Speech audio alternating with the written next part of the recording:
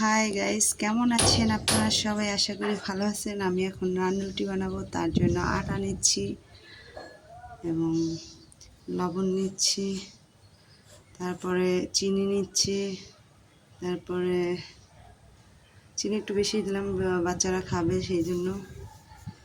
তারপরে একটা ডিম দিয়ে দিলাম,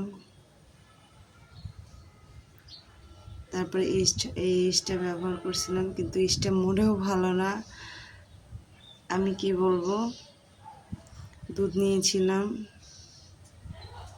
তো আমি বড়াটা করে রেখে দেবো, এই জন্য এই করলাম। তো দেখেন, এই যে এখন একটু তেল দিয়ে দিলাম।